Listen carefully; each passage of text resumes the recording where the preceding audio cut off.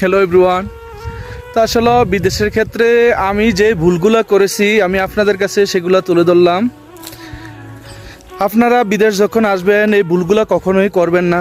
দেখেন, দালালের সাথে আমার কথা হয়, আমাকে কফি শপ কিংবা রেস্টুরেন্ট, মার্কেট লাইন এসব লাইনে আমাকে কাজ দিবে।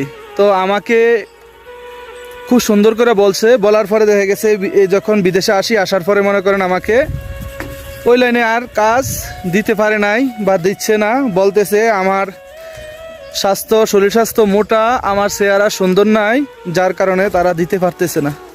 তো যাই হোক, প্রবাসী কিন্তু কাজের কোনো শেষ নাই, কাজ কিন্তু অনেক কাজে আছে। তো এই জন্য কথাগুলো বলতেছি, আপনারা কখনো এই ভুলগুলো কখনো করবেন না। কারণ দালালের একটা নির্দিষ্ট টাইম থাকে, সময়সীমা থাকে, যে তারা যখন বিদেশ নিয়ে আসবে আপনার একটা নির্দিষ্ট টাইম থাকে। ওই টাইমটা যখন তারা পার করতে পারে তখন দেখা গেছে তারা মনে করেন ওই ফুলসিরাতের মতো মনে করেন এরা জীবনটা পার করে নিল, এরকম ধরনের আর কি, কথা বুঝছেন? তো বিশেষ করে আমি আপনার এই আমাকে বিল্ডিং লাইনে কাজ দেয়, যা কাজ করি ওখানে স্যালারি ট্যালারি সব কিছু ঠিকঠাক মতো দিব। 4 মাসের স্যালারি দিতেছে না।